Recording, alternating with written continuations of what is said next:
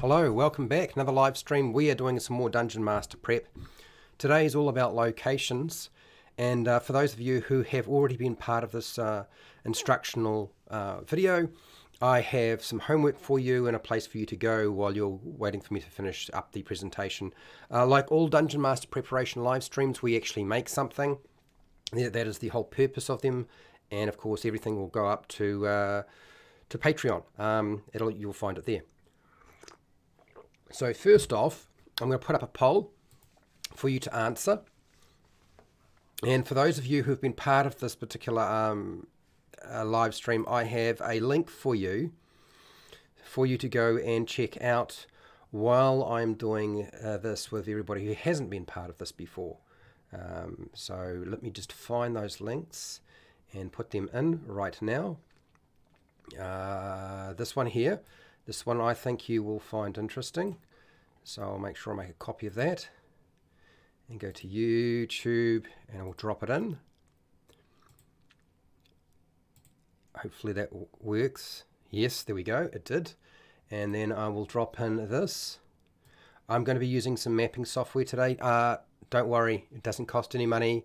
And no, it's not hugely complicated, so you won't have too much trouble figuring out how to use it if you decide to use it.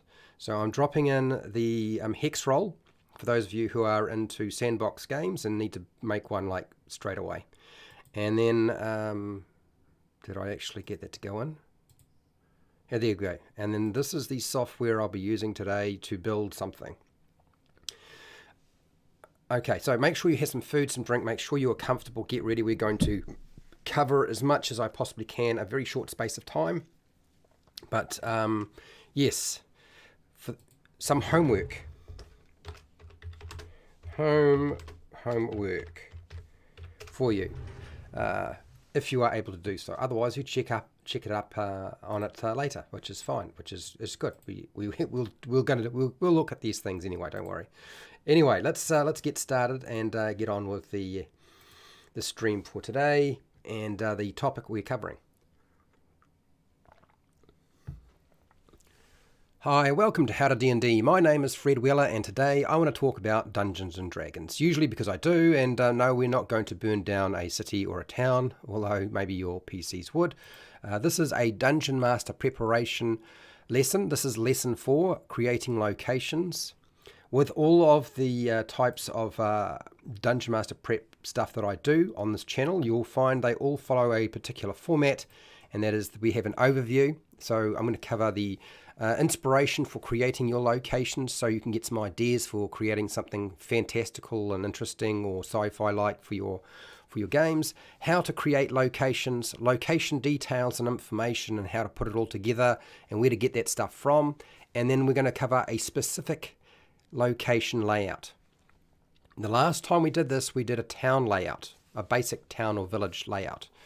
This time we're going to do a tomb. I'm going to be utilizing a real tomb, an Egyptian tomb, because there's lots of information on that, and that's what we'll cover for today near the end of the presentation. And of course there will be some miscellaneous recommendations.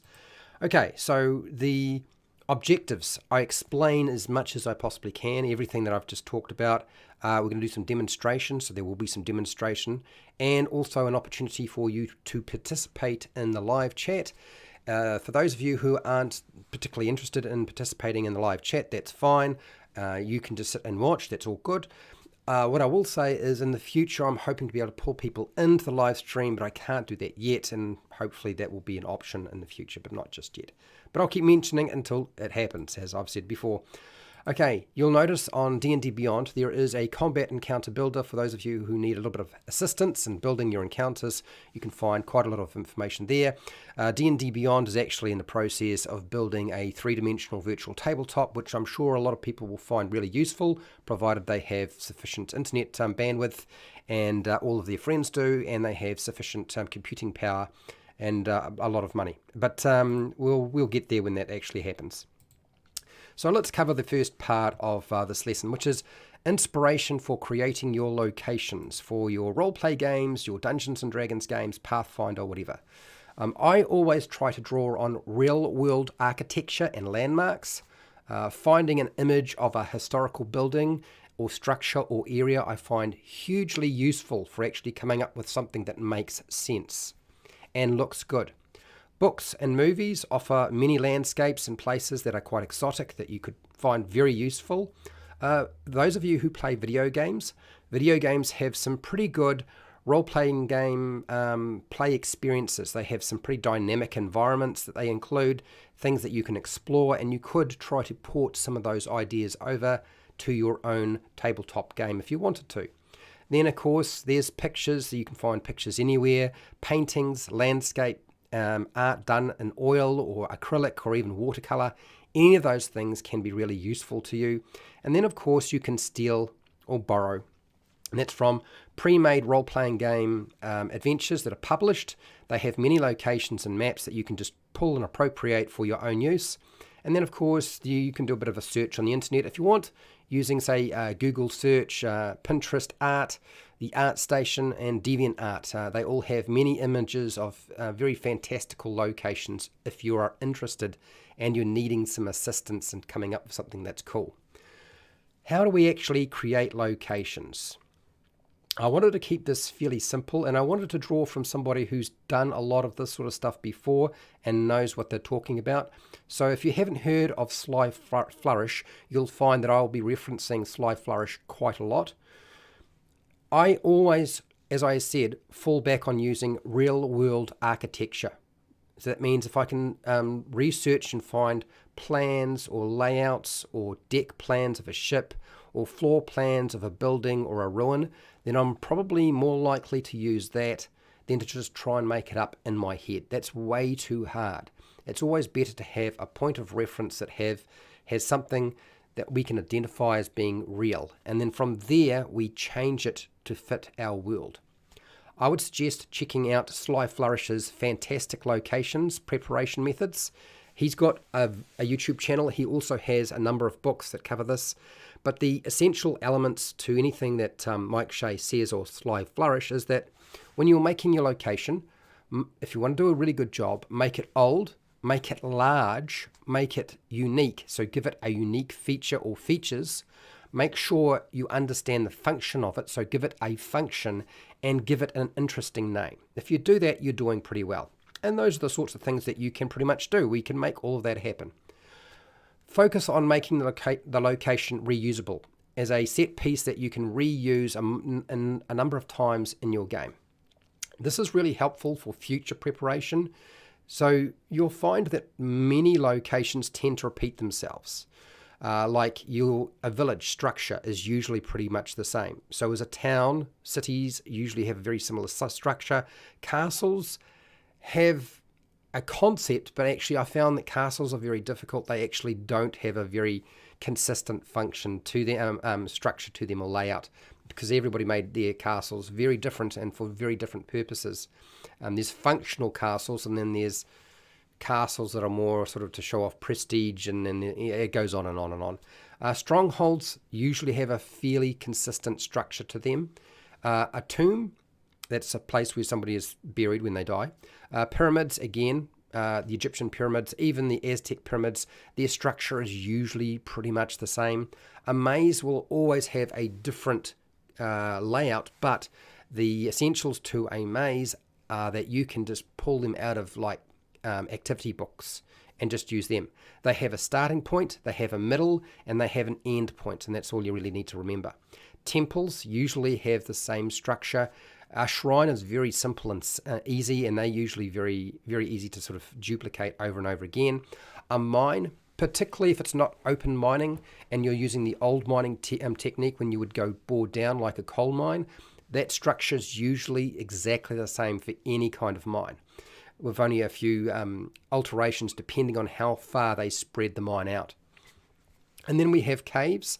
Caves can take any form. You'll find that naturally forming caves are actually usually pretty basic because they are requiring water, wind, and the erosion of time to actually shape them. So they're usually not that big anyway. A monster's lair. Well, we're going to talk about monster lairs in the future, and you'll find that monster lairs generally have a similar layout depending on the monster you're looking at. If we're looking at a specific monster, you'll find that a dragon's lair because they can actually create their own lair, will look very similar depending on that dragon. And then we have the Death Trap Dungeon, which can be quite different, but essentially has the same elements. Your treasure vault and a sailing ship. Sailing ships usually have the same structure to them, so you don't have to worry about trying to rebuild a different one every single time. The Dungeon Master's Guide has some really useful information on actually locations. You'll find that on page 292 through to 295. Ensure the location is interactive for your characters is one of the important aspects of making up a location, because it's the tool for one of the three pillars of play, exploration. So make sure they can interact. That's the whole concept of exploration. Draw a picture with, say, digital tools. You can use pen, pencil, paper, and then, of course, you can change what you need to or what you want to change for your adventure. And then, of course, labeling the map and the location is sort of like the last aspect of that. So we can draw and put things together using software, using pen and pencil and paper, or we can just modify something else that somebody else made, trace it, and then just relabel it if we need to. So that covers all of the sort of location stuff. A picture is really helpful, but we also need some information on it. And this is where we're leading, which is the guts of your location, so that you have all the tools necessary. Location details and information. What does that look like? Well, first off, who created the location? That's a question we probably want to answer. You can see the Dungeon Master's Guide on page 100 for some ideas, or create your own ideas if you don't like any of them. What is the purpose of the location that you've put together? I would suggest seeing the Dungeon Master Guide for Dungeons & Dragons 5e on page 101. You will find it has a chart for different purposes. What is the history of this location? Why is the location important? A lot of those questions can be answered by looking at the Dungeon Master's Guide on page 101 as well. Who inhabits the location? The general population in the location, whether it be goblins, orcs, humans, whatever. And again, I would reference the Dungeon Master's Guide, pages 101 through to 102, but this is where you pull out your monster manual or your monster book and you start filling it up with what you think is appropriate. Next, we have positioning hazards and obstacles in your location. This is your traps, your puzzles, your natural hazards. You'll find some references in the Dungeon Master's Guide for 5e on page 102 to 105, and also from pages 296 through to 298. Once we've done all of that, we want to dress our dungeon. And that is not necessarily going to be on our map, but it's something we want to note down in our notes section for that map. That's probably where we're going to put all this stuff. So the dressing for your location, a lot of the objects that you can find here, the furniture, if there's furniture, adding features to the location with aspects that can be interacted with or manipulated, things that can be moved and shifted and broken. So remember, we're trying to focus on the exploration element for our location. And you'll find a lot of the information you need with regard to this in the Dungeon Master's Guide for Dungeons & Dragons 5e on page 298 through to 301. There's a whole bunch of different ideas, and it's not exhaustive, I can assure you. Now, with everything that I always do here on this channel, I always give you some general recommendations with whatever I do. So, my recommendations when creating locations are the following. You don't have to be good at drawing a location map. You really don't. Because you're not trying to sell it. You just need to use it for yourself and your group. Your players and you are the only ones that need to be satisfied with the outcome. I know that a lot of you are using, well, not a lot of you, but some of you are using a virtual tabletop, and so therefore there's a tendency to want to make sure your maps look very impressive. This can chew up an awful lot of time, so then of course it might be easier to simply use free maps that are already made for me, which is fine too, or to buy them. But if you're playing in person, or you are the sort of person who's not using a virtual tabletop, then that's not really a concern for you. All right. It's not necessary to use and learn map drawing software, okay, because there are alternative methods. You can, in fact, get other people, you just use somebody else's products. Some of them are paid, some of them are free, or you simply draw it with pen and pencil. And there's also some software that does all the drawing for you. You just type in or press a few buttons and everything's done. So many different maps have been made for fantasy locations. And as I said, steal, borrow existing maps when you need to. All right, so that covers the crux of building a location, creating something for your game that you can use, and hopefully repeatedly. The same thing will probably come up more than once. So don't feel like you need to make this thing and spend a lot of time and then it's never going to get used again. If you're smart, you make the stuff that you will reuse over and over again. So I just want to thank my patrons who support me to make sure I can keep doing these classes online for you. For everybody who's been watching my live streams and my videos, I do appreciate it. It does help. And I want to know how you are doing with regard to making your locations. Let me know. I would be interested. And hey, till next time, keep rolling those 20s.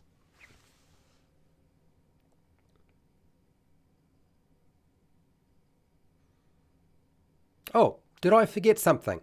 I did forget something. Sorry about that. Don't go away. I haven't finished.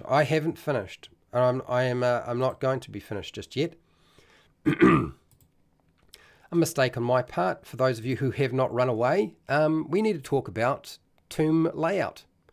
I was going to talk about the Egyptian tomb layout. This is actually Tutankhamun. God, my voice is going. This is Tutankhamun's tomb. Gosh, I'm struggling to pronounce his name today.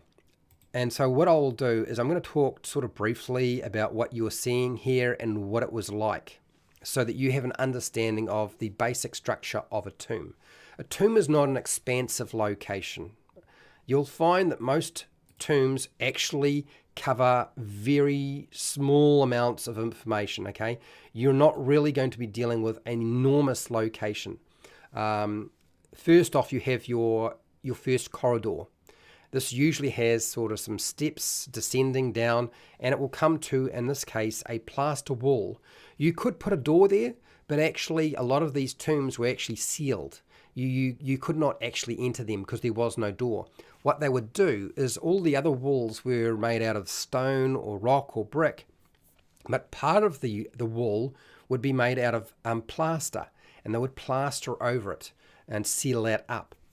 One of the things that you'll find, and this is up to you, is when you're building your tomb, you need to decide whether you're going to include doors or whether you're going to include plaster walls that the players have to find and then break through, okay?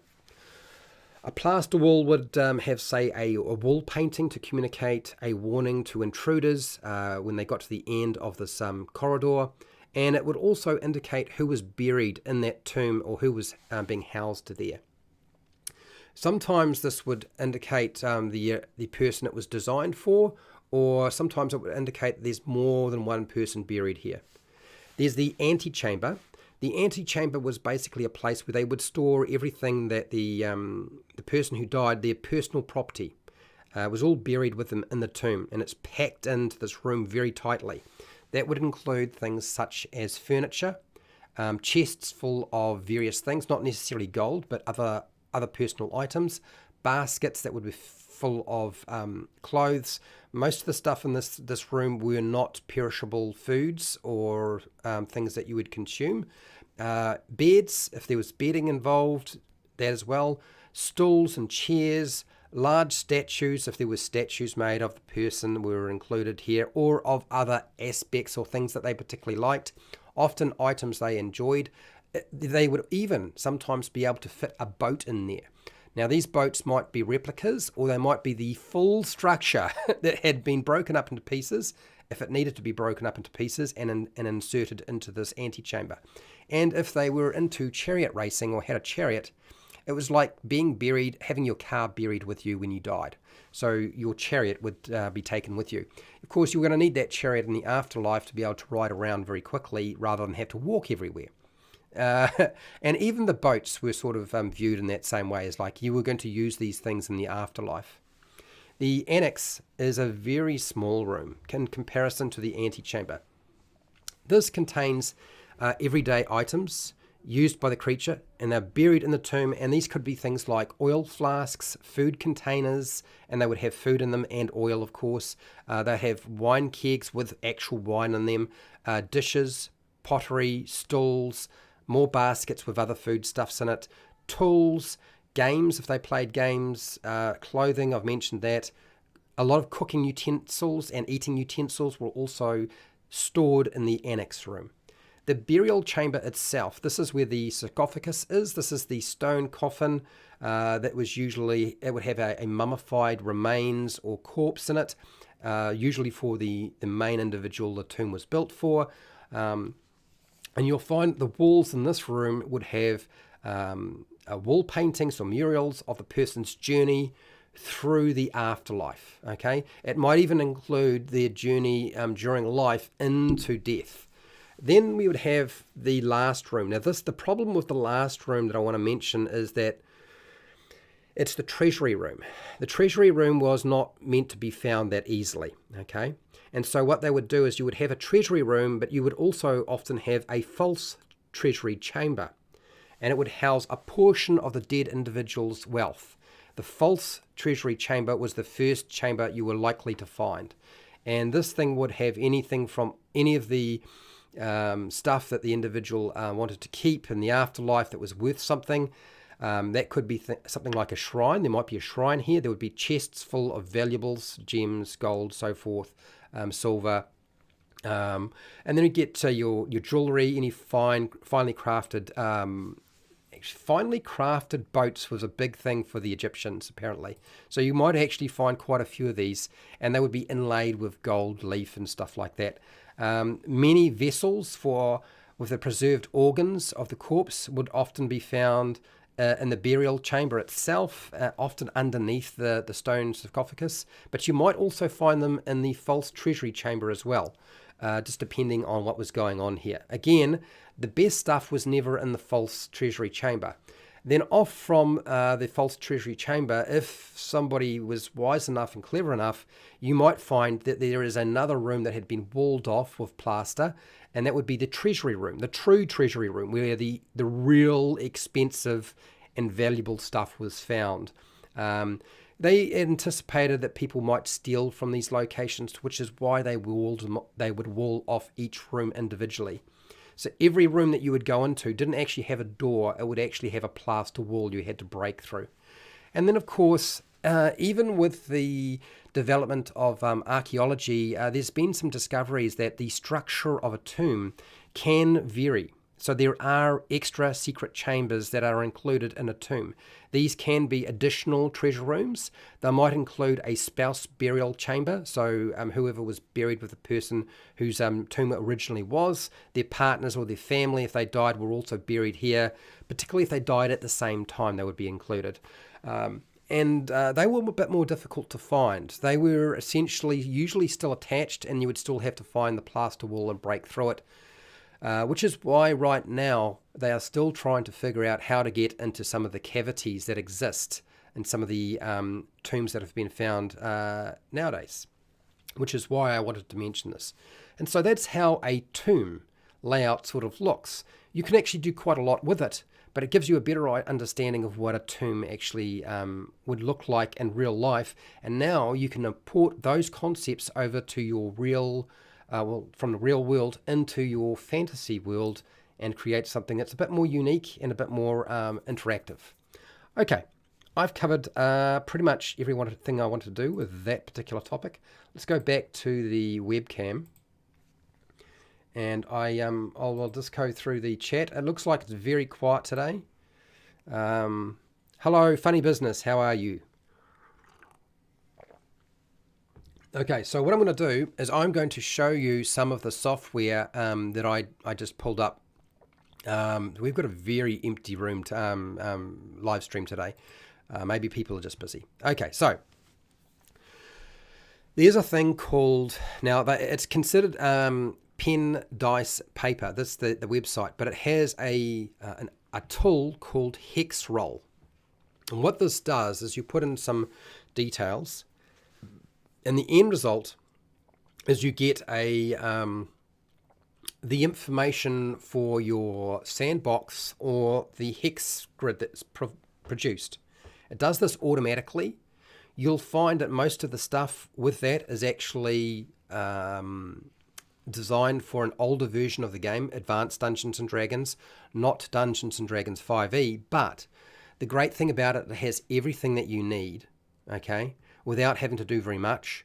And the other really awesome aspect of it is that to drop in a monster is actually very easy. It's like, you can just like, okay, that monster I'll just replace with my 5e monster or my Pathfinder monster or the monster I'm using for GURPS or whatever it is you're playing. So I wanted to sort of show off this particular piece of software before we started actually making a tomb and a location for today. So let me just see if I can find the link. There's the link. You'll find occasionally, because I think it's still not completely finished, that it doesn't always work. Don't let that discourage you. Just give it another try. Right, let's see if that comes up. Okay, so that came up. I need to make sure my face is on the other side so I don't block your view. So when I go to my screen capture, I need to actually have my face on the other side, which means I have to make sure I change it over when I use Dungeon Scroll. And you'll let me know if you can't see what I'm up to, because I'm quite happy to make sure that I change things. So let's flick over to the software package that I want to show you for today. Not that, and we'll go over here, and this here is Hex Roll. It's basically roll up a sandbox. So if you wanted to put in some parameters, they're right here. So in terms of forest, you can change the amount of forest and desert that's included in your hex crawl, mountains, plains, and coastline. All of that is available to you. So you actually got a reasonable amount of control over how many hexes are going to be included with that. So that's why we have those numbers there. Now, if you decide that you want to change them, then by all means, just go in there. There's just a plus, minus. You can go up and down as much as you like, okay? We'll give this hex crawl 3 of everything. How's that sound? The other thing is you've also got a scale, so you can actually decide how many different regions we're going to create. So it could be 8 to 12 regions. We don't want to get too complicated, or we can make it more. And you'll find there are arrows for that as well that go up and down that allow you to sort of change the number of hexes that are going to be created. Each hex will have information on it. And then, of course, the hex count per region. So that breaks that down again. Settlements, you can control the number of settlements, cities, towns, villages. So we might decide we don't want more than one city. So I can go down and have one city. We might decide we want more villages. It's more on the outskirts of things rather than being a thing that you have lots of. I mean, if you don't want it to be too urban, then you don't have to have too urban. You can create your own thing, okay? And then, of course, the number of inns, you can change that. That's there. Number of dungeons, you can include dungeons, and that's all there. All these things you can change and alter if you want to. And then, of course, caves, wandering monsters, if you want to include wandering monsters, different factions, that'll create factions for you. So there's an awful lot that this thing will do, okay? And then, of course, then you just generate. So we've got a button here, Generate Now. We can press this button, or we can scroll down once we've changed all the different elements and just press Generate. And now it starts generating something. And I think right now you'll probably find my face might actually be in the way. So what I will do is, while it's the computer is thinking, it does actually take a few minutes to do. I will just shrink my head a little bit more so that I'm not going to get in the way for today, okay? So that you can actually see what's going on. All right, so it's generated my hex crawl. And you can see each square is numbered. There are some key locations that have been labeled. And this is all, so if you're the sort of person who really wants sort of like a big world and you just don't have time to get it done and you want a hex crawl, this will do it, right? So you can actually click on to any one of these things. So it goes to a hand. So you'll see it says here Arrow Point Prairie. So we can click on that location and it gives us everything about Arrow Point Prairie. Okay. So we've got wagons, random encounters, the Knights Staff Lodge. So this is like a place. Okay. The abandoned village, something else that we can encounter. The bridge. Dead adventurers, we might find some dead adventurers, another wagon, a portal here, apparently a town, and then we move into the next location. Okay, so it actually builds everything that you might need. The only aspect that you'll find here that might not be that useful to you, as I said, this is designed for an older version of the game, even though it's new software. It's not set up for 5e, so you change out bandits with what you really need, and berserkers, and hobgoblins, and kobolds with the 5e stat block instead. So for those of you, now I still am covering up, I need to make my face even smaller, which is fine, we will do that. There we go. All right, let's just focus on the job at hand for today. Yep, so you can see what you can do with this thing. There's quite a lot. And if you feel like you don't have enough control over this, that's true, you don't have that much control over it. But if you're the sort of person who just doesn't have time and they need to get it done quickly, this can solve a lot of your problems. This is why I wanted to talk about this product that's out there. And this is why I've provided the link. But before you get too excited and run off and use this thing, what I'm going to do is I'm going to show you another product, and we're going to make a location for today, because that's what I had intended to do in the first place. So back to here. For those of you who are wondering about Hex Roll, go check it out later on and see what you think. Have a play around with it. You might find that hugely useful to you. For those of you who are patrons, you will eventually get all of the documentation around this stuff with a huge list of different links that are useful as part of that document. Okay, but let us start looking at the potential of building an actual location. And I want to just open up. We're going to use Dungeon Crawl. The reason I'm using Dungeon Crawl is it's super easy to use. Not all mapping software is going to be useful to you. You'll find some mapping software is better at doing other things. Dungeon Crawl is actually pretty good at doing something like a tomb. It's a bit more difficult to, when you're considering other aspects, but in this case, it's actually not too bad. And then we've got a reference point I can go back to. So we're going to create a tomb today, and we're going to label it. And of course, that map will go up onto Patreon. So let's do the basics of it so you can see what it looks like. So we'll shift back over to the capture. And there we go. That should have got us back over to where we need to be. And you will let me know if you can't see anything, so I can move things around. I may have placed my face in the wrong spot. If I have, I do apologize. Okay, right, so let's turn this thing on. It will give you a sort of a breakdown. It gives you an idea of what it looks like. This does like old school maps, okay? And it gives you a breakdown. Yes, you can do isometric maps if you really wanted to. It's a little bit of information, but about 15 minutes and you should be pretty much all right. I imagine the more you use it, the easier it will get. And of course, it does give you sort of an idea of doing buildings and so forth, which we'll come to at some point, but not today. So let's just get out of here. This is what we're working with here. And if I placed myself in a good spot, no, I haven't. I need to put my face, so my face is not in the way. So I will shift it back over to the other side because it's actually probably more appropriate for this piece of software. as if my head is there, and then transition back over to there, and then go back over here. Okay. All right. My head is small. You can see what's going on. You shouldn't have anything being blocked. We have a toolbar down the side here on the left. We have some tabs that allow us a bit more control on the other side. But all we need to do is create exactly the number of rooms that are part of this tomb layout. So that's what we're going to do.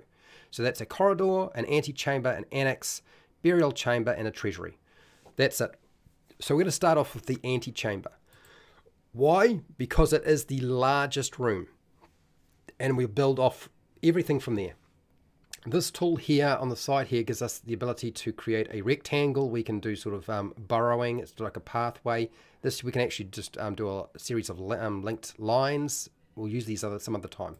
Right now, let's just get on with doing the antechamber, which we'll just make sure we get enough space. We want to have enough space that they can move around.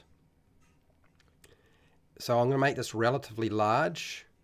Let's count every square is going to be 5 feet. So we're going, how big is that? That's quite a large space. Is it going to be too large for the kind of metal grid that you're likely to be using? We can go down a little bit. I don't really want to make it too small. No, we're going to stick with making it reasonably large. Okay, now you can see it puts in cross-hatching for you automatically. You don't have to do very much. You just need to select the area. And then I need to just add on all of the rooms that are attached. Now, as I had said before, you'll find that normal tombs don't have doors, and they don't have these really long convoluted passageways, which we would often see in a Dungeons and Dragons map. So we're not doing any of that convoluted passageways thing. The annex is a little bit smaller, so we're going to put it about here, and we'll tack it on here like so. Actually, is that the size I want? Probably not. I think I actually need to make just a teeny weeny bit bigger, so that's what I will do. I will undo that. There's an undo button here, yes, at the top, and we'll go a little bit higher, and we'll open that out, and there's our annex. Okay, we need a bit of space to actually put something in there. Now that we've done the annex, we have our treasure chamber. You'll notice the layout of the treasure chamber usually very closely in line with the obviously the antechamber and the annex. So that's our burial chamber. Let's do that now. So we're going to go about, I think roughly there is good, and it's still going to be a reasonably large room. One of the things I find with Wizards of the Coast is they make a lot of their rooms so small that you can't have a fight in them. Like, you couldn't actually do very much in them. So I'm making these quite large. If you hadn't noticed, okay, you can see there is a wall between each one, and I'm not putting passageways at all. There's no passageway. And the treasury room is off to the side. So what we'll do is I'll just grab here. And what I think we will do is I'm going to make it so that there is this is going to be our false chamber. Okay, this is the false chamber. So we'll just do that. False treasury. And then, no, out. So your the scroll button on your mouse allows you to go in and lets you go out. So we need to go out a little bit because I need to put in a corridor. You'll notice that there is a corridor on this thing. So we'll put the corridor on. And I think I'm going to make the corridor about 20 feet wide because they are often viewed as a gallery as well. Actually 20 or 25 feet wide. And we'll make it quite long so that we've actually got space to do everything. Is that going to be about right? 1, 2, 3, 4, 5. That's it. There. Okay, and we'll scroll out a little bit more. Hi, Dinomancer. Dinomancer is a patron. He's one of the people who helps support this particular program so that we can actually do this week after week. So we've created the whole location pretty easily. Now we've just got to put in now you could put in a door in the case of what I'm about to do, it's up to you. I'm going to put in plaster walls, okay? You'll notice most plaster walls do not go right to the very edge. There was sort of like a small space, okay? So we're going to create, the plaster wall itself is not like a 5-foot doorway. It's going to be a bit bigger. So what we'll do is I'm going to use the door option, and that will indicate where there's a plaster wall. If you wanted this to be for players, that's going to create more problems for you, right? Because if you were showing them the map, it's going to kind of look like, oh, there's a door there, whereas they're going to have to find it otherwise. Now, I think one of the questions that we probably need to answer is, as you as patrons, if patrons are here, do you want a player version of this map, or do you want a Dungeon Master version of the map? Because we can do both, right? We can actually build both. And the question is, and right now, Dinomancer, since you are a patron, you might as well answer this question. Are we going to be putting in plaster walls? Are we going to count them as being plaster walls, or are we going to count them as being more like a door? And I'm happy for them to be a door, okay? You let me know now. I am going to put in a treasury room. I'm doing this deliberately. False treasure room and real treasure room. And Dinomancer will let me know in a second whether we are going to have a plaster walls or doorways. So I'm going to make this slightly smaller in size. And this is going to be, do I want it there? Slightly off to the side. That doesn't look quite right. I might do that again. Let's undo that, and I'll start again. And so what I'm trying to do is create a treasure chamber that's the actual treasure chamber. There we go. And that will be attached to the false treasure chamber. Let's go plaster walls. Aha. Right. Okay. So that actually answers a lot. That means what I've got to do is, before I put in all the labeling, we actually have to build everything else, and then we need to make the Dungeon Master version after. Yeah. So what we'll do is, because this is going to be the player version, we're not going to put any labels on this thing.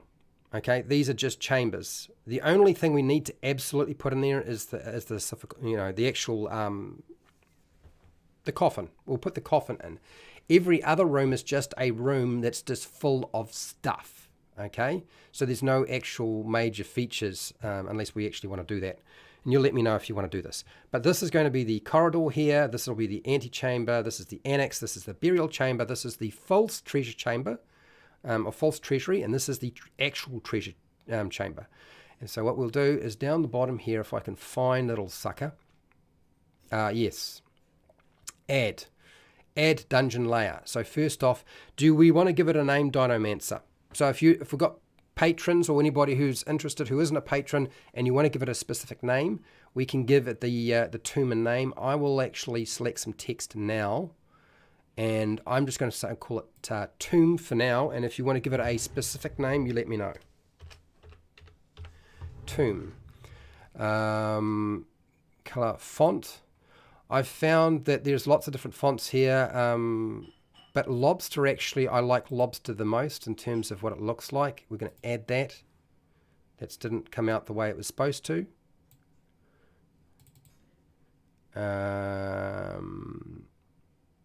Let's change the font, see if I can get it to go. Yeah, there we go. Lobster. Down, down, down, down. Lobster. Okay, I can make that bigger. So I will.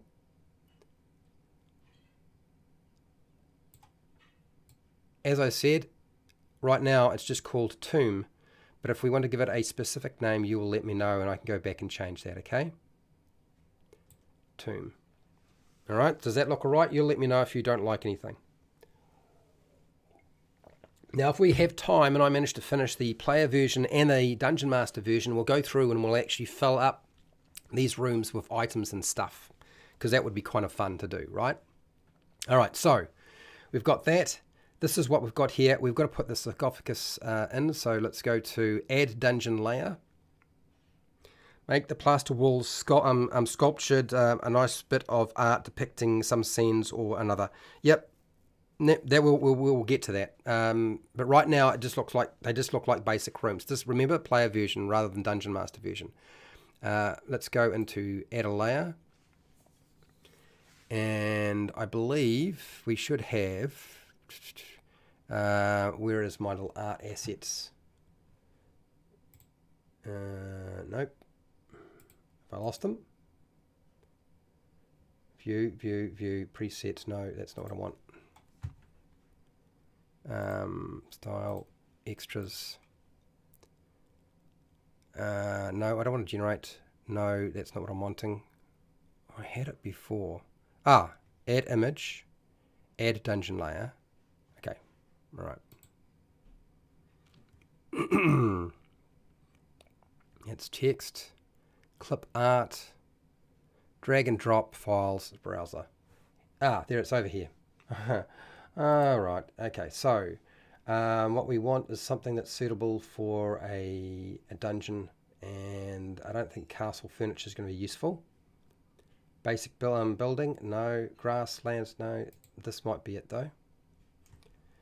And on the side here, you'll find that this is all our sort of assets that we can muck around with. And we can go through and pick anything we like. What we want is sort of like a coffin. There's some bones there, so you can add all sorts of little bits and pieces. So I could grab this if I wanted, and I could stick this thing here, poof, and add that there if I wanted to, but I won't, because that's not what I'm really trying to do right now. Come on. I'll come back to that. We can select it later anyway. Okay. Right, so where are we? Is that it? No, that's a door. That's another door. No, more doors. Don't want doors. Downward stairs. Don't need that. Numbers. Yes, we can actually number each location too, by the way. I forgot to mention that. You might find that useful. You might decide, no, I don't like that idea. It's good if it's a Dungeon Master version, but it's not so good if it's the player version. Okay, here we go. And this is what we're after. We're after we've got two that we can use. We've got this one. Right now, I feel like that's probably about the right size. That's actually quite small for the size of the chamber. You may have noticed I've made my chamber enormous in comparison. Okay. But we can add more than one sarcophagus. So are we going to add one sarcophagus, or are we going to add two sarcophagi, or are we going to use multiples? It's sort of like up to you. And we've got some secret doors there, and there's a couple of different shops. So we'll put this in the middle. And then I'm going to get out of this.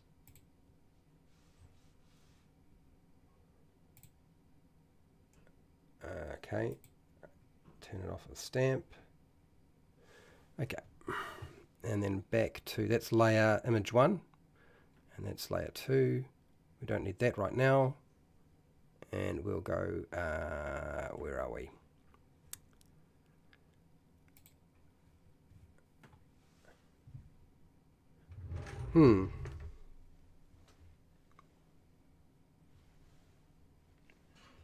Okay, there you go. Turn it off. Good. Okay, so you can see each element that I've put in there. I can actually expand it, make it larger, shrink it down if I want to, or select it as long as I'm on the right layer. This is the image layer that I'm using, or I can delete it. Okay. Select. I can enlarge that if I want to, and make this bigger than it is. Like so. That would certainly fill up the room more if we wanted to make the sarcophagi larger, or we can leave it the size that it was. So I'm going to place that there for now, because that will probably be fine where it is, and then we will leave that. We don't have a name for this thing, so that's fine. I'm all good with that. Let's just deal with the basics of actually creating an export for this thing at some point. I'm going to put the stairs in as well. So we're going to go back to the dungeon level. We're going to put the stairs in. There's a stair function here on the side. It looks like a pair of stairs, basically. Okay, your little red dot, click on the area you want to go to where you want to be, move it down and it creates some red lines, and the closer you get in, the steeper it is. We don't need to go too steep, and we don't need to go that far down because the chamber itself is actually long, but not that long. Okay, there's some stairs leading down to it. That's essentially all that the player characters might actually find in that location, okay? Unless we wanted to put a shrine in there if we had a shrine option. But well, I'm not going to get too complicated. I want to actually just get this done. Right, so this we can export and make a version for our players that they would see. And the plaster walls we don't put in. Okay, otherwise it gives it away. So where is it? Export. Go to File, Export. Here. Oops. Actually, what I forgot to do was actually get rid of the background stuff. So the background, if I believe it, we probably want to make that white.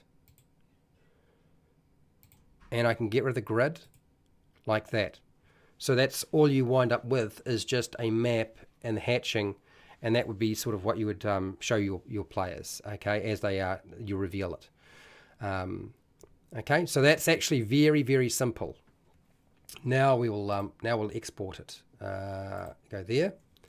I can make it transparent as well, so you can actually make a transparency. So this is transparent. Download as a PNG where anything white coloured becomes transparent. So we'll just do that for now, and then you can just drop it down over the top of anything you like. So we'll go, that should be making a copy of it now.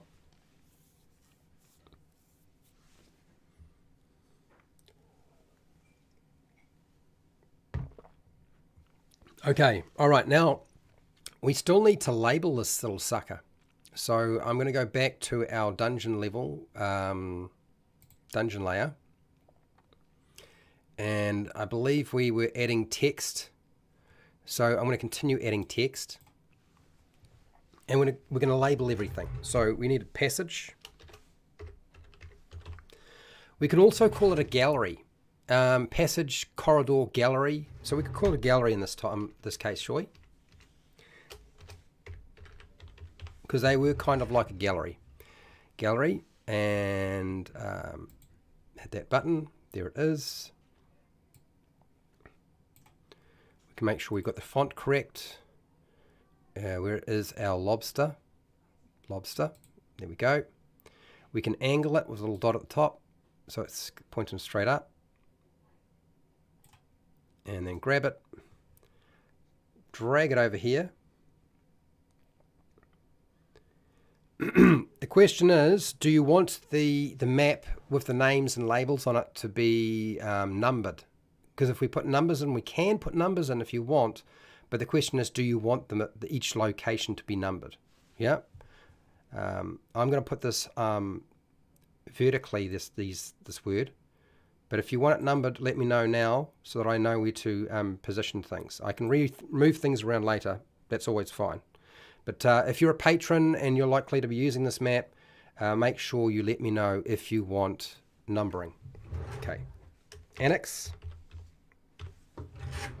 We'll create the annex to come out in Lobster as well. I believe it did. So we'll put annex over here. And I'm pretty sure that was Lobster. It should stay on Lobster once I start using it, but we'll just make sure I've got it right. And then we'll do the antechamber.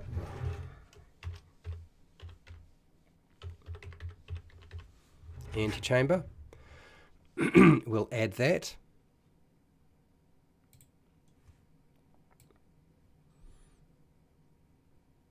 It's a little bit bigger than the others, but so we'll put it about, say, there for now, and we can move it around if we need to. Nobody's indicated whether they want numbering on this map or not. You can see right now, this is very, very simple. wasn't that difficult, you know, to add an image and add text is super easy. So this is going to be false treasury, and we'll label it as such.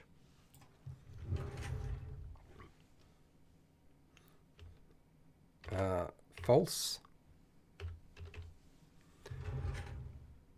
Can we squeeze in false treasury in one line? Might be a bit too small. False treasury. Oops, treasury. That's better. False treasury might be just a wiggle too big on the for what we want.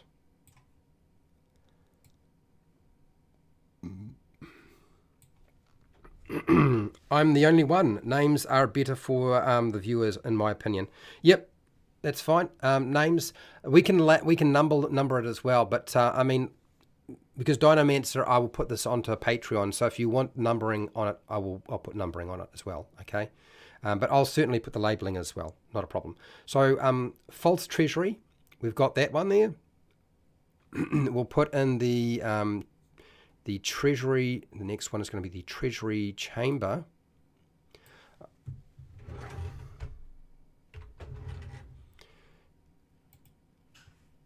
And I think we'll do that one above the other. So I'll make that smaller.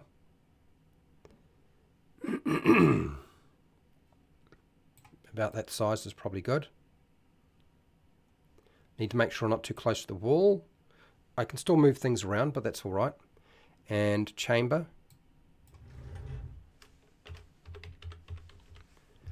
We'll add that in. And shrink that down because that's way too big for what we were actually after. Just make sure it's sort of roughly about the same size. Looks like it. 1, 2, 1, 2, 1, 2, 1, 2, 1, 2, 1, 2, 1, 2. Yep, it is. There. Okay, and then our last area that we need to label is the burial chamber itself, and that'll probably be going here. So we'll just create chamber again. Is that still a little bit too small? Big? I don't know. I can shrink it down later. Okay. Chamber, and we can shrink this little sucker. Just make sure I got it roughly where I want it to be.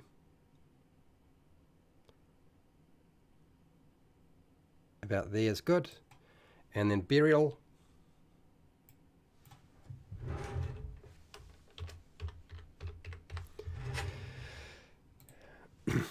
I'm kind of fluffing around a little bit, but you can see you can probably do this very, very quickly. Do you know what I mean? You can do this a lot faster than I can right now. I'm taking my time because I figure I can get away with it.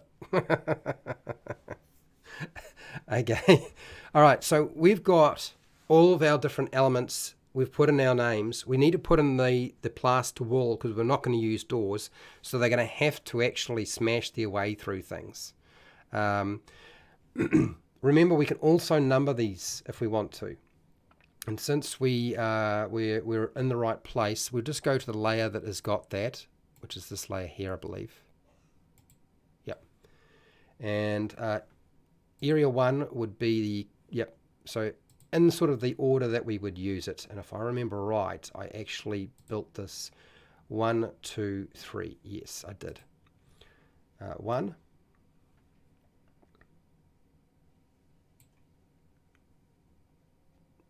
Oh, I turned off the stamp. Let's do it again. 1.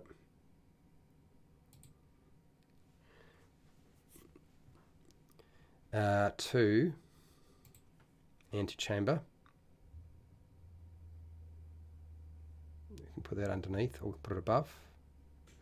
Under, above, below, above. That'll do. That's that. 3.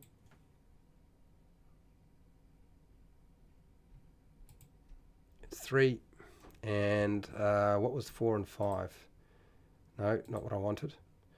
It goes antechamber, annex, burial chamber, treasury. Yep, that's the one I wanted.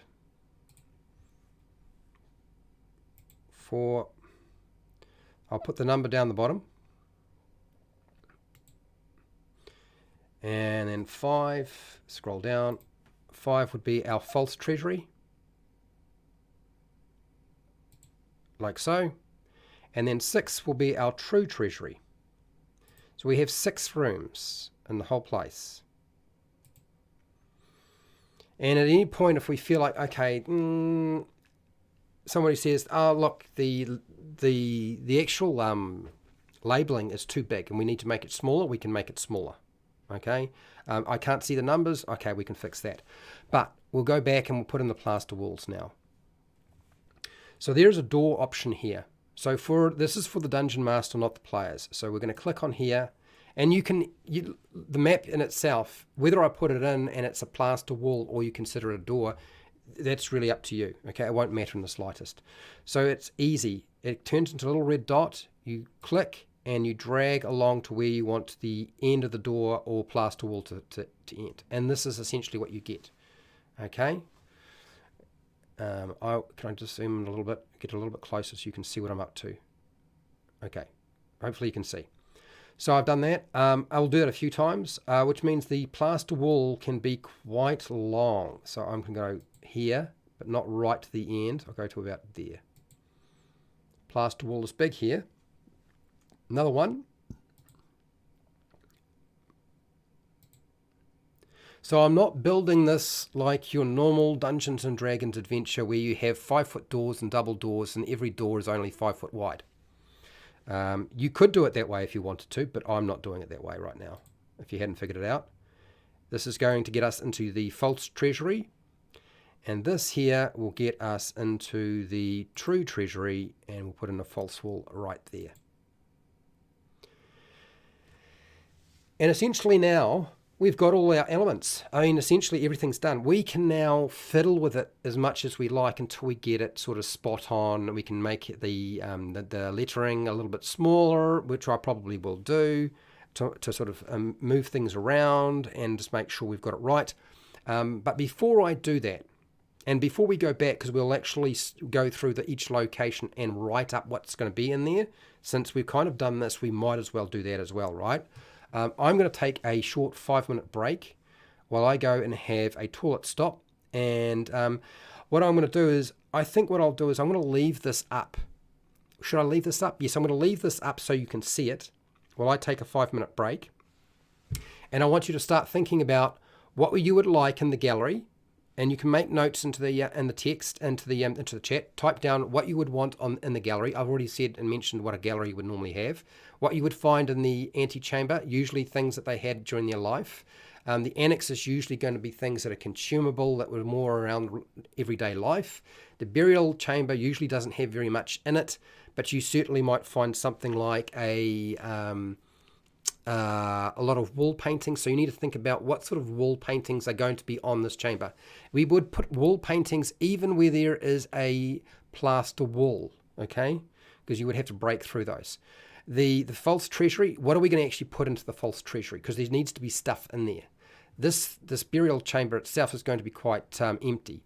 The treasury chamber, what sort of stuff are we going to stick in the treasury chamber? So I think that's what I want you to do. So I'm going to say homework. Hashtag, where's the hashtag is? Hashtag. Give me some ideas of stuff in each room. Okay. Hi Shiner81. So yes, I'm going to leave that up for you guys to start writing into the chat what sort of stuff you would like to see placed into the actual different rooms that I've just mentioned. Okay, there's an annex, there's an antechamber, there's a burial chamber, gallery is not going to have very much, but wall paintings, remember, false treasury, what's in there and what's in the actual true treasury, and then I will come back and I will start filling in the details into a document to build it all out. If you don't like the size of lettering or the positioning of numbers or whatever, you let me know and we'll make adjustments before we finish up for today. But 5 minutes and I will be back. That's your homework right now.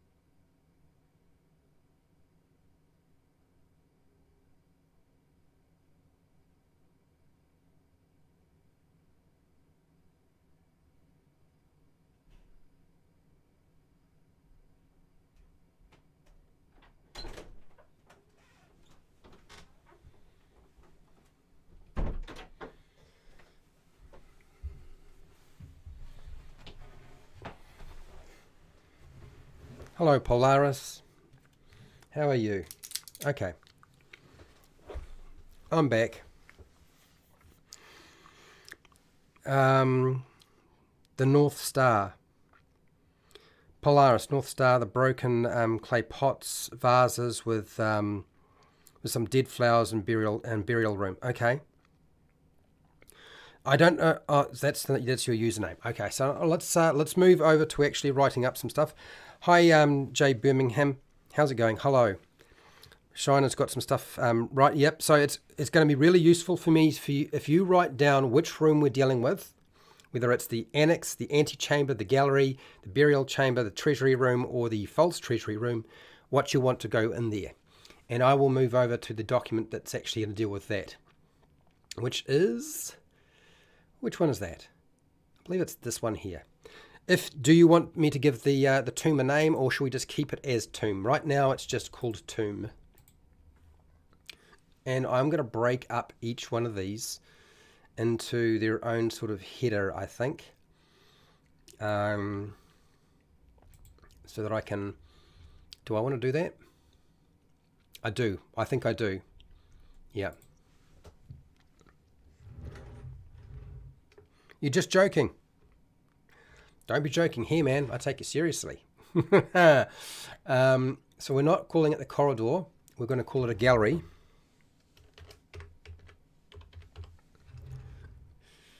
And I'm going to... How am I going to do this? I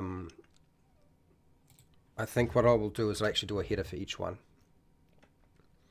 So it's that. Yep. Yep. Okay, gallery. That'll be area 1.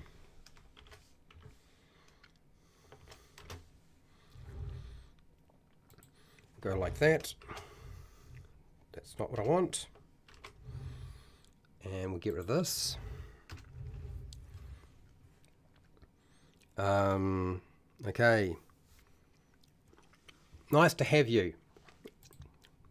Nice to have you nice. Here we go, antechamber.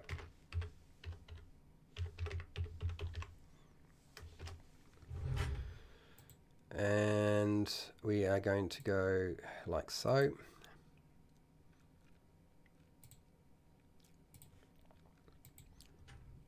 Antechamber was room 2, wasn't it?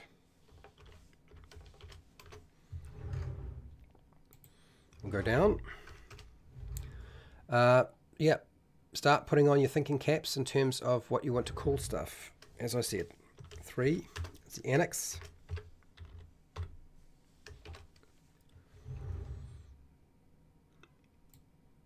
And we'll underline and bold.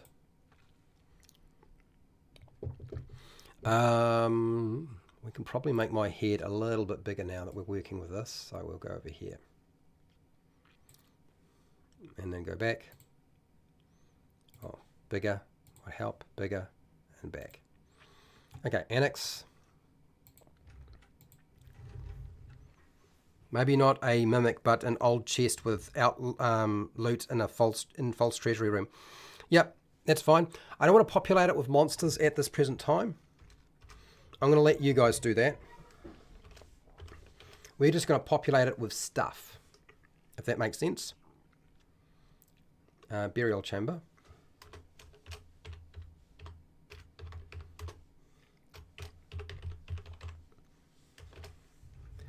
Covered in ancient, unrecognizable script. Okay. Sprawling, safe, organized. All right. Okay. All right. I see that. Let me just finish laying this all out, and I'll go back through the chat as you guys pump in your ideas. Okay. And we'll include some stuff. As you can see, I've already got some stuff here.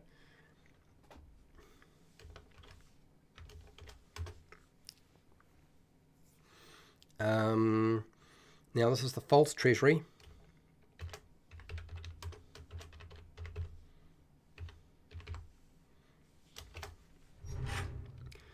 We're going to get rid of extra chambers because our extra chamber is not something we're covering for today. That's just a discussion point, and we'll go here. Bold and underline. Did I do the wrong one? Yes, I did. Bold, underline. There we go. And I'll remove that. And then we'll go copy. Paste this. In area 6 is the Treasury Chamber.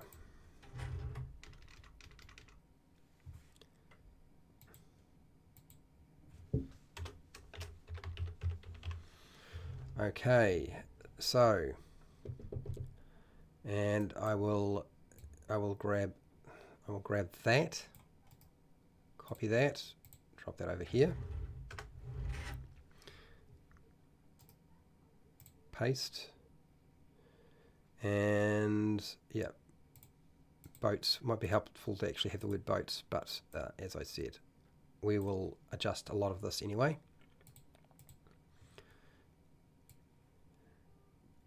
And that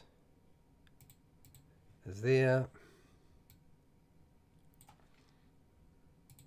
That's there. Utensils, Okay. Nobody wants to give it a name, which is fine. It can be very generic. I mean, whether you decide to use this or not, or you use it as just a template, up to you really. That didn't work. What is still going on there? Let's go back a bit. And then 1. Like so. And then this is, that's not what I want. Why is it doing that? Undo. Somehow it's linked this to that. If I just do a drop down, will it disconnect it? I have to figure out the formatting for this later, I guess. That's better. That is still doing weird things. It's not supposed to be doing that.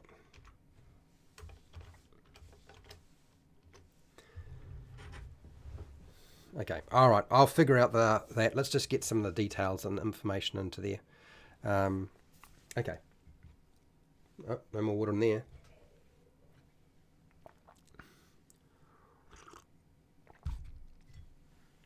No more water in there either. All right, so let's have a look between those of you who have been providing me with ideas for what we put into this thing. Let's have a look at the first stuff that we've got here. Broken clay pots and vases with some dead flowers in the burial room. Okay, burial room.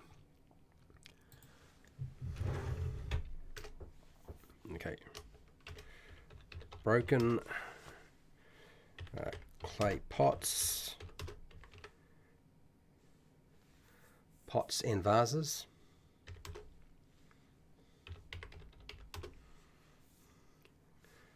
With some dead flowers. Flowers in them. Okay. We've got that. That's the burial. Got it. Antechamber. Carriage with mummified horse. Shiner. 81. Shiner 81. Yeah, we can do that. That's the antechamber.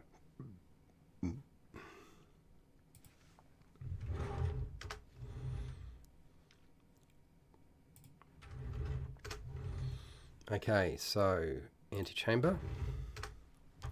Carriage. Let's make it a gold carriage. Gold. No, we don't need to do gold carriage. Just put carriage. Carriage with stuffed dead horse with dead horse. If you thought that you put it down and you were just joking, you got to be careful because I will put these things in here. It will happen. I still think it's not a bad idea. Not at all, Shiner. Not at all. Okay. So we've got that little bit there. That's that done. J. Birmingham. So let's. I'm kind of interested now. Let's put a mimic in the false treasury.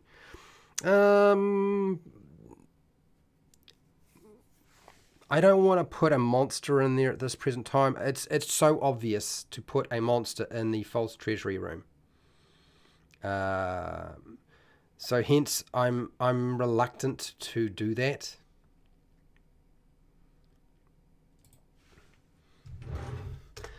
Now, if you'll notice that the first sentence, just ignore the first sentence if it has things that you don't think it should be there. That is just to give you an idea as you're looking at this, okay? So what we'll do is we will put a chest in there. We'll put a gold covered chest. Okay. What we do with that is really up to you guys. Polaris, the North Star. How are you having a good evening? Thank you. Oh, well, that's good. I'm glad. Glad to hear it. An old chest with loot and false treasury. Yep. Let's go back to that. So an old. So we don't want gold chest. We want old chest. Okay, old chest.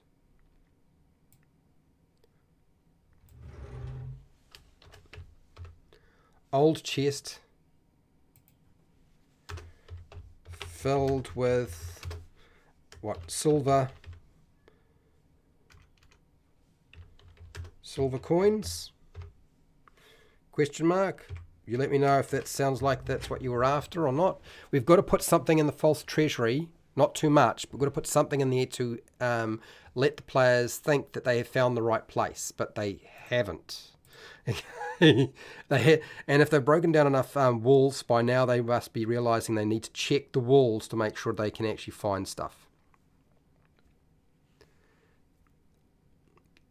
So I got that Polaris, that's fine. Walls of the chamber are covered in ancient and unrecognizable script. The sprawling safety organized almost like a list. A perceptive patient the script changes. Okay, so where is this going, J. Birmingham? So I am tempted to stick this in the gallery. If that's what you're aiming for. But if it's not, you'll let me know about this script that's changing. unrecognizable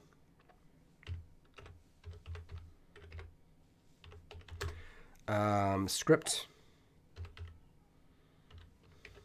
that changes on the walls. Okay. Okay, so I've put that down. You'll let me know if it's in the wrong place. I've put it in the gallery for now. Yep. Okay. They go further in. They may recognize the language as pre-common or abyssal. Now, why would it be abyssal? You've got to give me a little bit more information. Why are we looking at the language abyssal? Do you mean? I mean, I'm not saying we shouldn't, but I'm like, why are we looking at abyssal if we go further in? Usually the walls of every single room will be covered in something, but abyssal, question mark. I don't know what to do with that.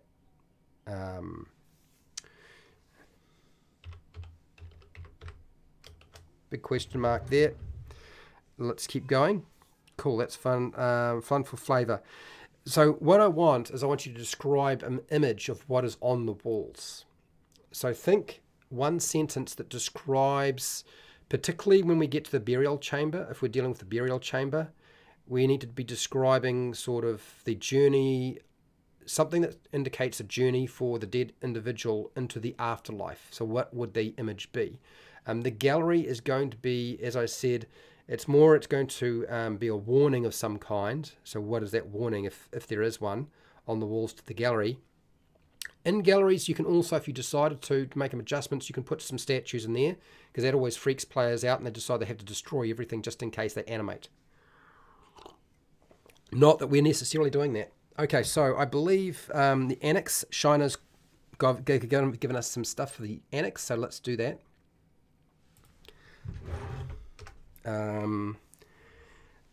Seats, bean sacks, and other grains. Okay. Seats, sacks of beans, and other grains that have rotted. Because they will have. they won't have lasted forever. Right, there we go. So we've got your idea in there, Shiner. Okay, the carving's becoming more recent. The word slowly becoming names, and it's far into the room. The end of it is scratching. All tall statues moves its finger along the wall as it writes. A tall statue moves along its finger along the walls as it writes. So I need to know which room it's in, J. Birmingham. Otherwise, it's going to be really hard to figure out what to do with this. For those of you who don't know, the best way to support me doing these classes is through Patreon, because all this stuff goes up onto Patreon. The map and all that sort of stuff, it'll all go there, plus a lot of the other stuff, plus the lesson plan that I have just in a different form for you guys. Otherwise, super chats and super stickers. Okay, so let's have a look here. A statue moving. Yeah, I'm interested in the statue moving its finger. So I'll put a statue. I'm assuming you're talking about a statue in the gallery. Unless the statue is supposed to be somewhere else. And you'll need to let me know if that's, yeah. A statue. That moves its finger across the wall. Question mark. Doing that. Okay.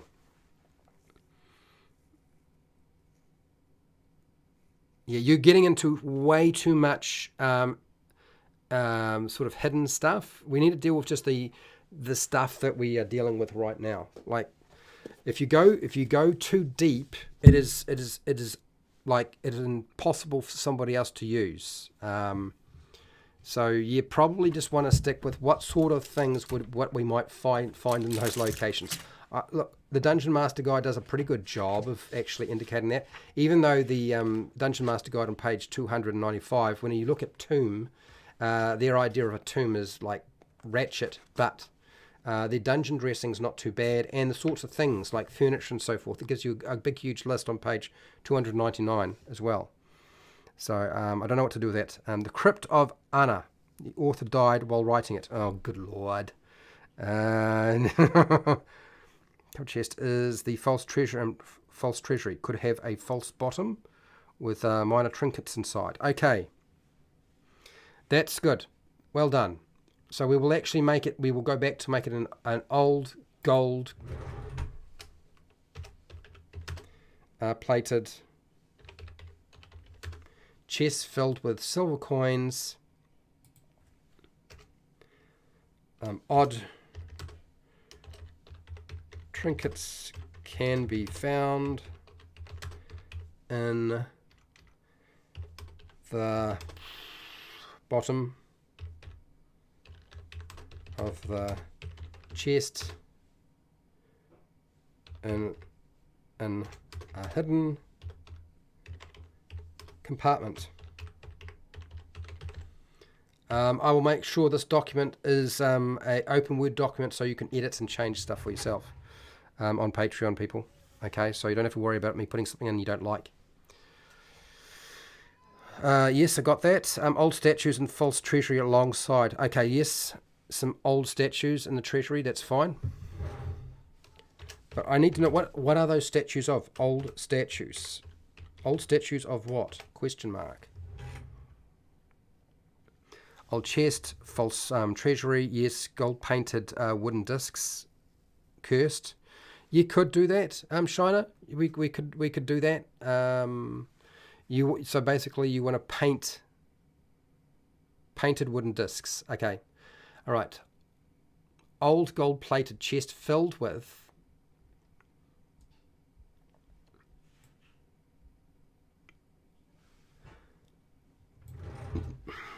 gold painted wooden discs. It's a good idea. No, yeah, it's it was a little bit hard to follow. I'm doing the best I can, but we're doing all right. I think that's actually done a pretty good job of you. We need to have some stuff inside our treasury, and we're going to run out of time. We've got about 20 minutes. Some armor or weapons in the treasury chamber. Like, so what sort of, like, tell me what would they be? Like, some armor and weapons. Like, what is it? What is it going to be?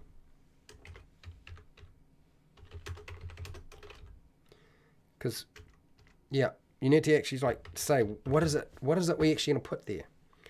We can be very general, but, like, yeah, be a bit more specific, and we'll actually get somewhere with this. Right, so, now that you guys are pumping in ideas, and I've kind of caught up with the chat, I'm using the Dungeon Master's Guide at the back. For those of you who ever find yourself in this position where you've got to try to figure out what to stick in rooms, there's a whole lot of ideas here, okay? It goes right through trick objects. A brain preserved in a jar is a trick object that's in here. So we could actually put somebody's brain in a jar. Let's do that. This is the tricky objects. This is on page 298 of the Dungeon Master's Guide. So I'll go back to false treasury. A brain. And it doesn't need to actually be in a monster. A brain in a jar filled with vinegar. Vinegar?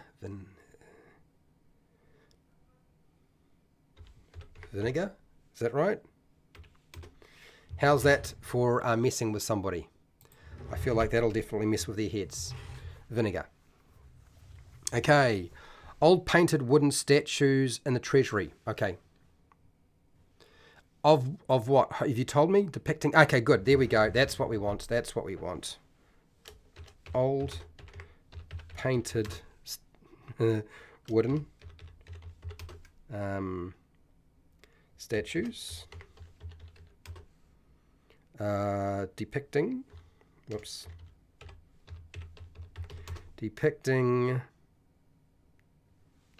the Royal Guard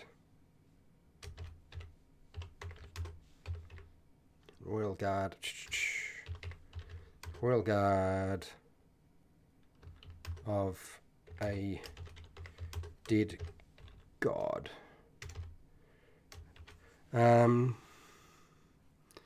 Okay.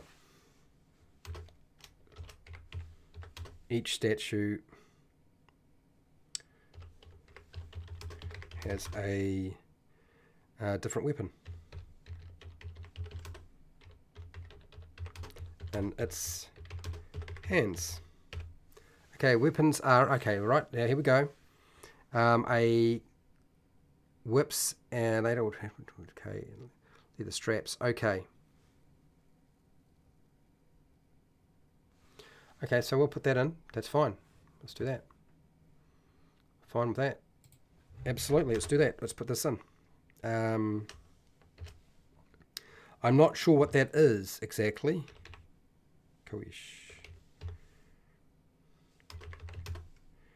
And whips that have decayed. Okay.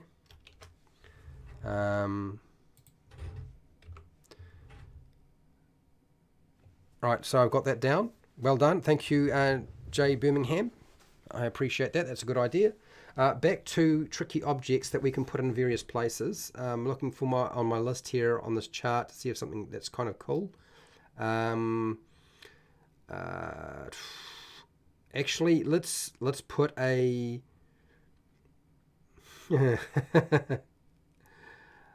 let's really mess with them a little bit and stick in a tapestry. I'm going to put a tapestry in the false treasury room. Okay, it's like a sickle from Egypt. Okay, yes. Okay, I think I know what you're talking about. Okay, all right, cool. Thank you. So let's go with where was I? I had spotted something and I thought it was a good idea. Tapestry. Tapestry of. What are we looking about this? Tapestry of the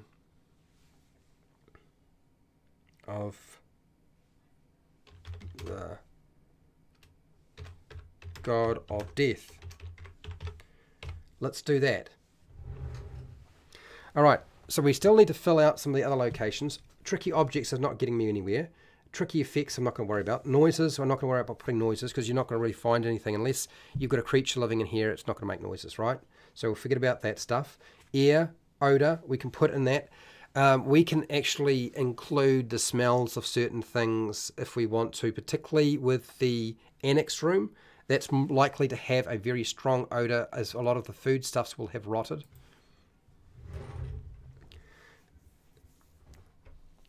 So let's put in here, there is a strong smell of, now what would it be? It's not going to be rotting vegetation because it will be well and truly rotted away. If anything, it's not going to be manure, it's not going to be earth, acid. It might be putrid.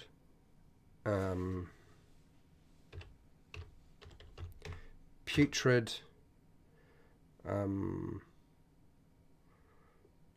What is it?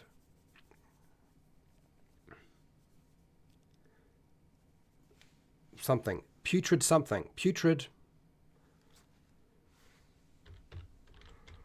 Rotted. Vegetation. I guess that is.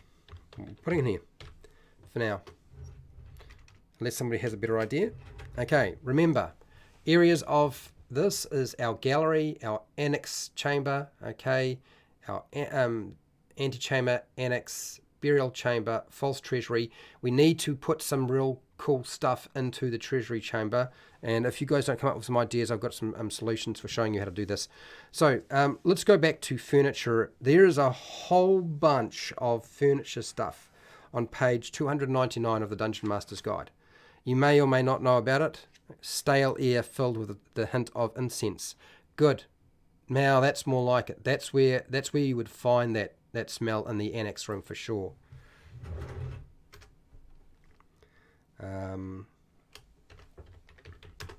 stale air, filling stale air with a hint of incense. And I will probably combine those two sentences.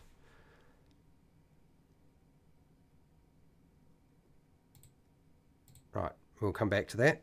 Well done, nicely done, J. Birmingham. Okay, so furniture. We need to fill out our antechamber, because right now it doesn't actually have that much. It's got a carriage in there with a dead horse and not a lot of anything else, right? So what we want to do is we want to build that out a little bit more. So looking on this thing, we could put an armchair in there. If anything that I call out you sound like the sound of, we could put when we talked about beds before, I don't know that we necessarily need to put a bed in there. We could. A bench, a brazier and coals, a buffet cabinet. We could put a cabinet in there. Candle, no. We could put a candlestick in there if we wanted there. Chandelier, do we want to stick a chandelier in there? Let's stick a chandelier in here. That's a crystal chandelier. It doesn't even have to be hanging from the ceiling. It can just be on the ground if we really wanted to. You know what's going to happen is they're going to take it home and want to put it into their own house. Crystal chandelier. What's this? Old broken wicker furniture. Good. Nice.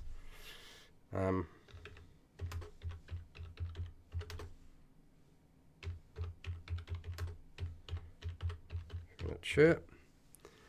Nicely done. Good job. And chairs, couches, yes.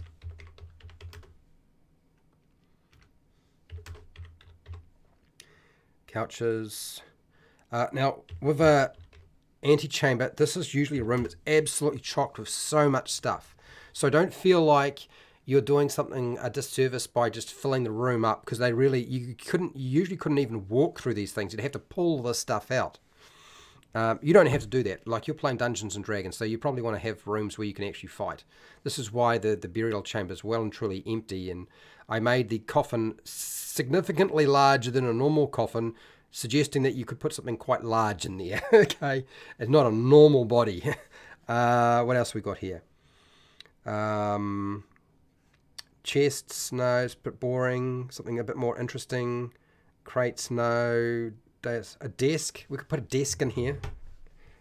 Or put an oak. What about an oak desk?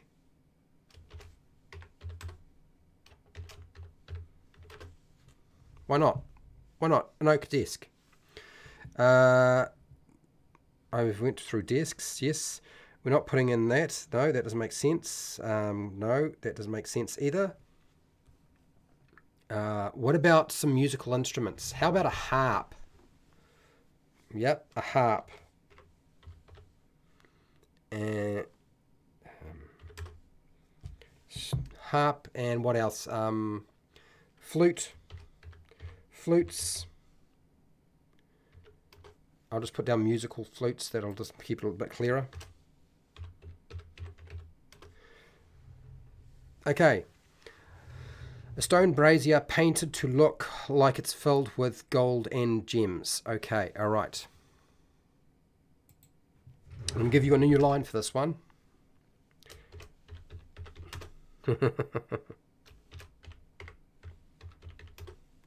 Brazier painted. Remember, we need to have treasure, so we need to start thinking about treasure. And in the last 5 minutes, we're going to put some treasure in that treasure room. Okay, even if we haven't got the false treasure room completely filled with exactly what we want, we have to get the treasure room sorted out. Okay, it has to have some stuff. Stone brazier painted to look like it's filled with gold and gems. Okay, so is that stone brazier supposed to go into the antechamber? Because you didn't say anything about it going into the false the false treasury. So if you didn't say false treasury for that one, that's where I'm sticking it as the antechamber for now. Okay, you let me know if that's incorrect. Okay, looking through my list here of different things that we could add. No, I don't think any of that's going to work. Let's put some paintings in the annex room. Paintings of men and women.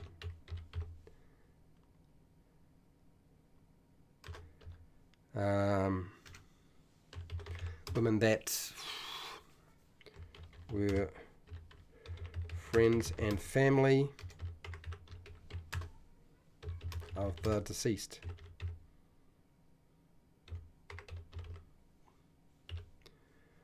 How's that? That's not so bad. We'll put that in there.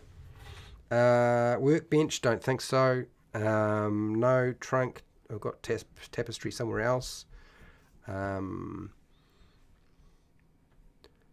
will add this up the top here for those of you who are wanting to put stuff in here, but tapestry.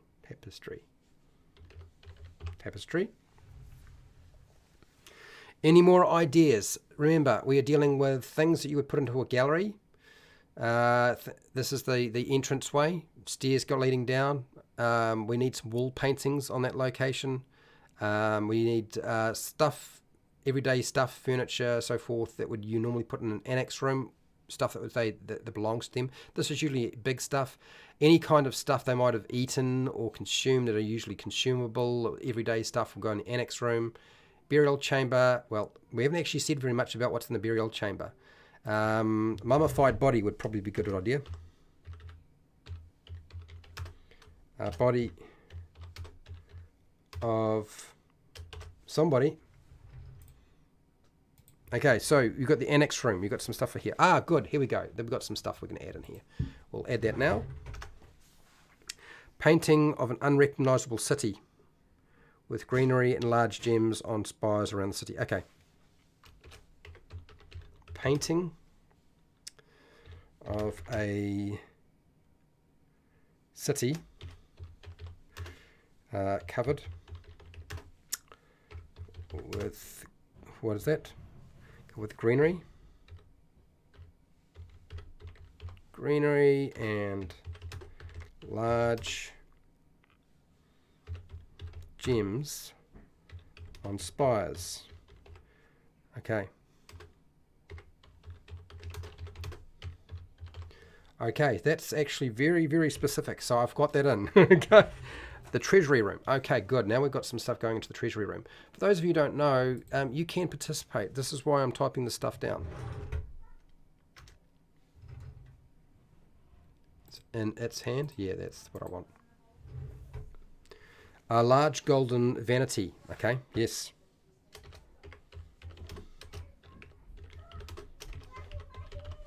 Vanity with...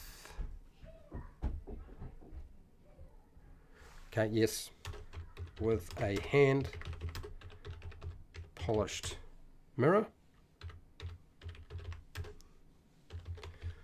that still, what? Still shines. New sentence. Okay.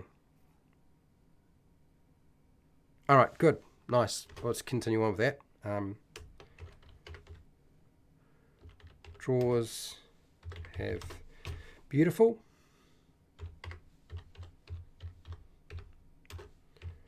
combs made of ivory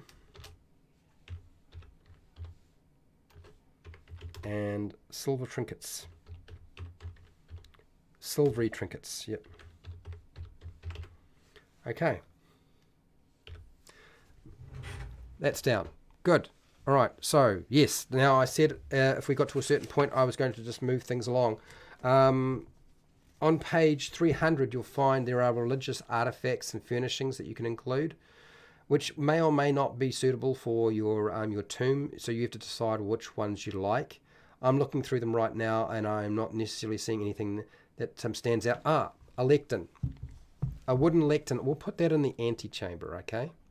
Let's assume that they had to speak to their people occasionally. So a rosewood lectern.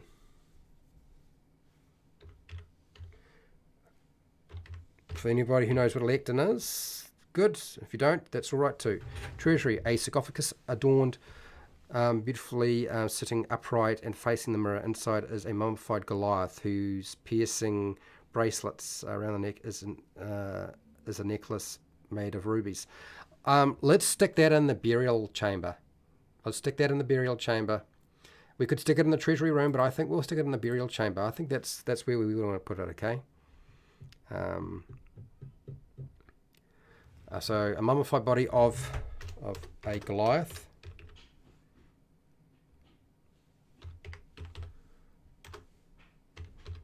Sized humanoid. Okay, with piercings and bracelets.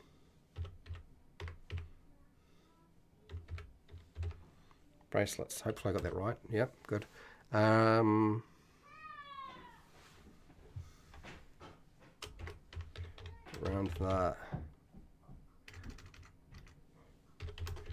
the neck is a necklace.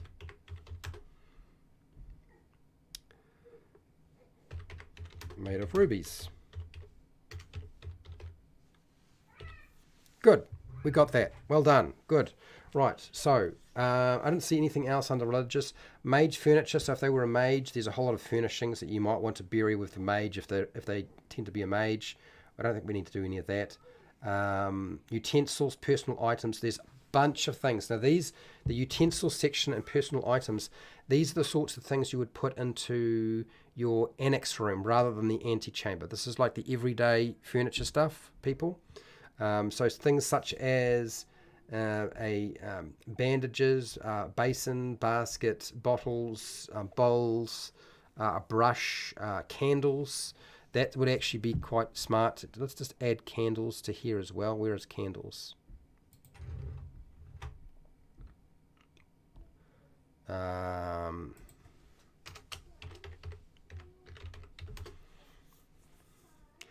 Okay, so candles.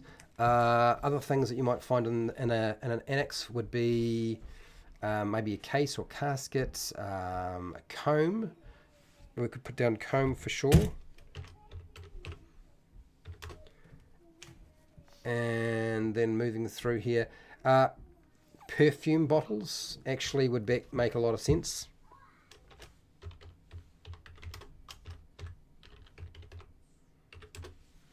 You're starting to get a sort of a grasp as to what each room sort of might potentially have in there. You might even have, like this is a place where you could definitely put a mirror, but you could put mirrors in other locations. Mirror. These are your everyday sort of items. Now anything that is like going to be broken down over a long period of time, you can probably exclude them because they will have rotted away completely. But anything that might sort of stand out, you can definitely put into your annex chamber. All right, so things if you want to add books and scrolls and tombs, they often would break down a lot, so it's hard to have unless it's magical. It's probably not going to survive.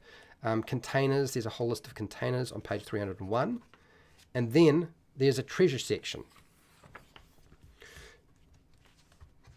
Now, I would say if you're going to do treasure, it's going to be dependent on whatever characters you have and what level they are.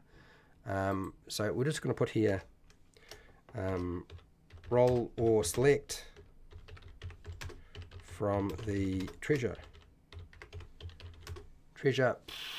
tables for your players' characters.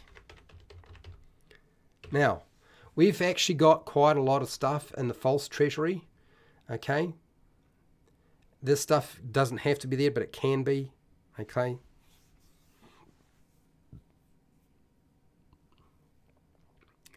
Clay tablets in the annex. Yes, we can put clay tablets in the annex.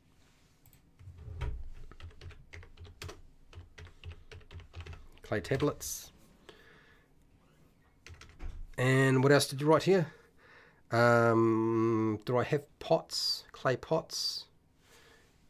Pottery, yeah, clay pots. You got the right idea. Good one. Well done. Doing very well. Incense, yes. Oil, yes. So rosemary oil. Let's actually be specific about it so it's a bit more interesting. And then, okay, so good. So we've got all that. That gives us quite a lot of information which we can condense and do something with. What I'm going to do is I'm probably going to turn this into a very more generic document for those of you who are on Patreon, and then include it with the map, which will be, well, two maps actually, which will be this and something else. That kind of gives you an idea of what it's like to build a tomb and what would be in each location. Now, after you've done all that, this is when you decide if there should be something buried here that is a monster that they fight. Probably the best thing you can do, and I'm going to just add them as suggestions here, and in the false treasury, a horde golem, constructs. These are things that will attack. So a was it any kind of golem, but metal, stone, clay, all work pretty well. Things that could have survived in that location. The actual treasury chamber, you probably don't need to put anything there because this is where they succeed. Here we might have in the burial chamber, we might decide that it's going to be a mummy lord or mummy, rot grubs. What else might you have in here in terms of things that would be able to survive? Insect swarms.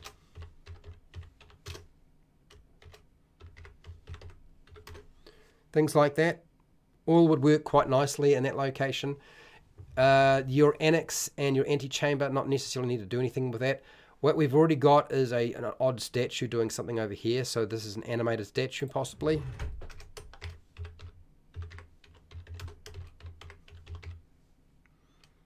Animated statue. Don't try to put something in every single location. You don't necessarily need to put traps into a tomb, but you can if you want. Okay? That would be my advice with regard to trying to build a location like a tomb and its layout and build it all out. That gives you a lot to play with.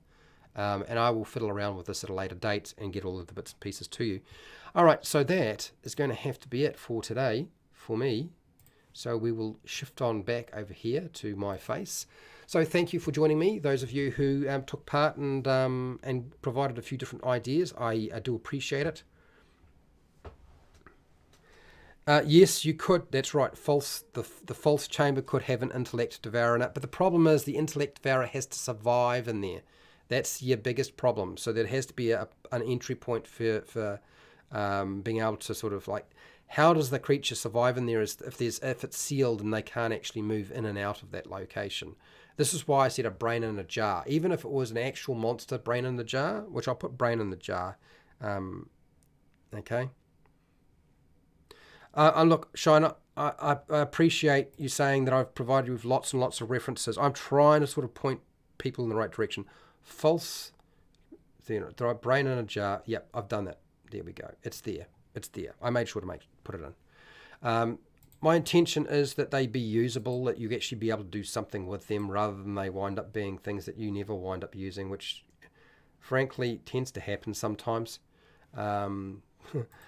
It's not always intentional, but anyway, let's wrap things up, shall we? Okay, thank you to my patrons. Thank you for everybody who joined me for the live stream and provided some feedback during this. And I hope that this has given you lots and lots of different ideas.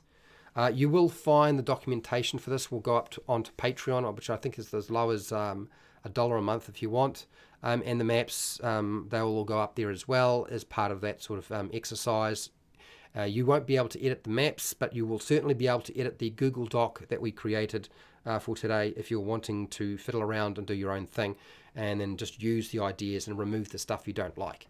But let me know, patrons, did I do a good job? Let me know if you've been watching the live stream or you've been re-watching my videos, if this is the sort of thing you were looking for, because really I'm trying to get what is it that you actually need, and what are we going to make that you can actually use that's useful to you. If it's not useful, it's a waste of time. So let me know in the comments section. And wherever you are in the world, whether it be the morning, the afternoon, the night, or the wee early morning, please look after yourself, your family, and your friends. Be nice to your neighbours. And hey, till next time, keep rolling those 20s.